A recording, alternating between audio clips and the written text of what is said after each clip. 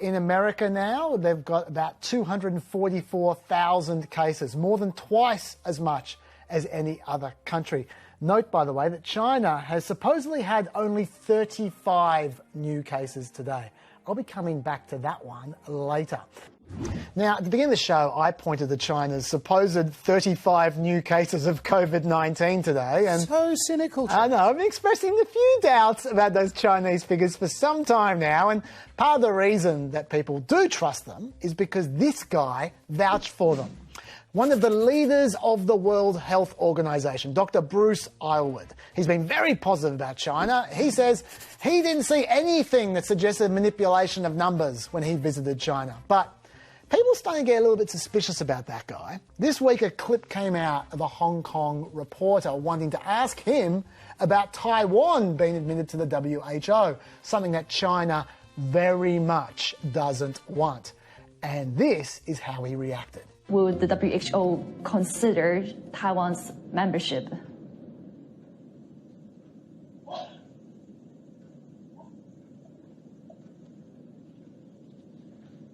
Hello?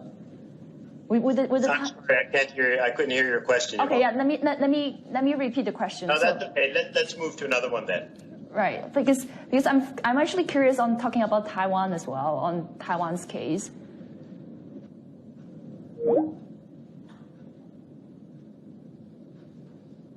Okay, so not exactly subtle there. There's a few people at the moment questioning exactly what's going on with that guy. But let's just think about this for a second. If China really only had 35 new cases in its entire country yesterday, then why did it totally lock down Henan province? Not to mention, it also shut down a bunch of activities in Shanghai and Sichuan province as well. All that for 35 cases across the whole country? Well, American intelligence doubts it.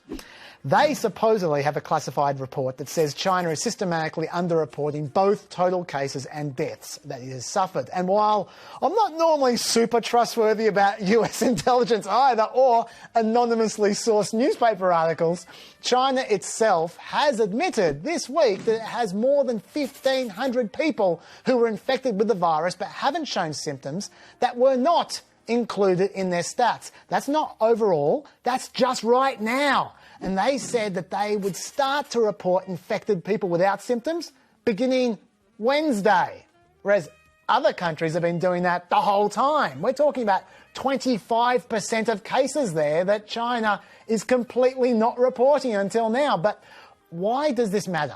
Well, firstly, countries like America are trying to learn from China's experience to plan what they're going to do. And if China's been lying, that stuffs everyone up. Secondly, if the World Health Organization is sucking up to China at Taiwan's expense, that means back in December, when Taiwan warned the WHO that coronavirus could be passed via human-to-human contact, China denied it. And so Taiwan's warnings were not shared with the rest of the world by WHO.